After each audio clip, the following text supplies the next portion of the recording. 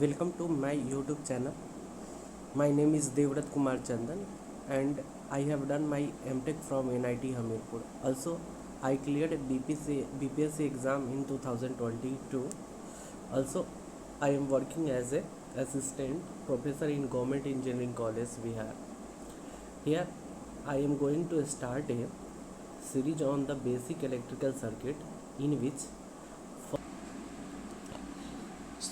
we are going to discuss about the Norton theorem. First of all, we discuss the statement of the Norton theorem, in which statement of the Norton theorem tells in any linear bidirectional circuit having more number of the active and passive element, it can be replaced by the single equivalent circuit consist of equivalent current source, that is Norton current, in parallel with the equivalent resistance, that is Norton resistance. So हम यहाँ पे statement में देख रहे हैं कि कोई भी ऐसा सर्किट दिया है जो लीनियर है, जिसमें लीनियर बाई डायरेक्शनल एलिमेंट लगा हुआ है, ठीक है, और साथ ही साथ वो एक्टिव और पैसिव एलिमेंट है। तो एक्टिव एंड पैसिव एलिमेंट है तो उसको हम एक सिंगल इक्विवेलेंट करंट सोर्स में, और जिसे हम नॉर्टन करंट या शॉर्ट सर्किट करंट बोलते हैं, और एक सिंगल इक्विवेलेंट रेजिस्टेंस जिसे नॉर्टन रेजिस्टेंस या थेवेनिन रेजिस्टेंस भी बोलते हैं, उसको में हम कन्वर्ट कर सकते हैं। These are connected in the parallel. सो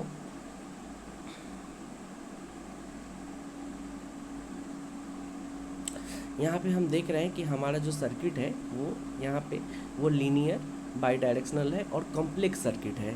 ये जो हमारा सर्किट है यहाँ पे हम देख रहे हैं वो हमारा यहाँ पे लीनियर है और कॉम्प्लेक्स है यहाँ पे। तो जिसके ए बी टर्मिनल के क्रॉस हमने लोड लगा रखा है, यहाँ पे लोड है हमारा, load resistance suppose that RL है, ठीक है। तो इस कॉम्प्लेक्स लीनियर कॉम्प्लेक्स सर्किट को we can, if a circuit is a AC circuit, then we can convert the Norton current and in parallel with the single ZTH और Zn से denote करते हैं, ये पैरेलल में कन्वर्ट कर सकते हैं सिंगल इक्विवेलेंट नॉर्टन और सिंगल इक्विवेलेंट ZTH या Zn बोल सकते हैं, ठीक है। Next, if the circuit is a linear bidirectional और DC in nature, so it can be convert in the single Norton current या ISC short circuit current with the parallel single equivalent resistance Norton resistance. So what is the step to find the load current in Norton theorem? So first step, there are three steps which is used to find the load current in Norton theorem. So here first step क्या होता है, इसमें हम लोग क्या करते हैं, load resistance को शॉर्ट करते हैं। तो load resistance would be the short circuited and then find the short circuit current और Norton current in the short circuit path. Okay, here Norton current और शॉर्ट सर्किट करंट सेम ही चीज़ है, same ही value होता है, same ही value है, ठीक है। नेक्स्ट है हम स्टेप सेकेंड में हम क्या करते हैं कि RTH जो पहले हमने निकाला है थेवेनिन रेजिस्टेंस या सिमिलर RN, उसी को RN बोलते हैं, नॉर्टन रेजिस्टेंस, सेम वैल्यू होता है दोनों का। Condition will be also same. यहाँ पे यदि सर्किट में यदि हमारे पास सोर्स है तो उसको डीएक्टिवेट करना है, तो if the voltage source is available then it is short circuited and current source it will be open circuited. Next step जो होता है उसमें हम फाइंड करते हैं लोड करंट को by the drawing Norton equivalent circuit. जैसे कि हम लोग थेवेनिन में थेवेनिन इक्विवेलेंट को ड्रॉ करते थे और उसके बाद IL की वैल्यू को फाइंड आउट करते थे। Here we can draw the Norton equivalent circuit and then find the value of the IL by current division rule. So here we can see that our Norton equivalent current is IN, RN here or RL is here, in which IL we have to find the value of the IL. So what is the value of the IL after the applying the current division? Opposite हम resistance लेते हैं जिसमें हमें current लेना है, निकालना है। यदि 2 रेजिस्टेंस दिया हुआ है तो यदि हमें RL में वैल्यू को फाइंड आउट करना है तो इसका अपोजिट रेजिस्टेंस RN होगा, यहाँ पे हम देख सकते हैं, ठीक है। और उसके बाद नीचे हम टोटल रेजिस्टेंस से डिवाइड करते हैं, यानी इसमें RN और RL है तो RL प्लस RL को डिवाइड करिए और टोटल इनकमिंग करंट क्या आ रहा है, ठीक है। तो उस टोटल इनकमिंग करंट ये हमारा ISC के बराबर भी होगा। इसको हमने पहले भी बोला है कि Norton current, short circuit current ही बोलते हैं। तो ये हमारा ओवरऑल यहाँ पे करंट डिवीजन से IL की वैल्यू को फाइंड आउट करेंगे।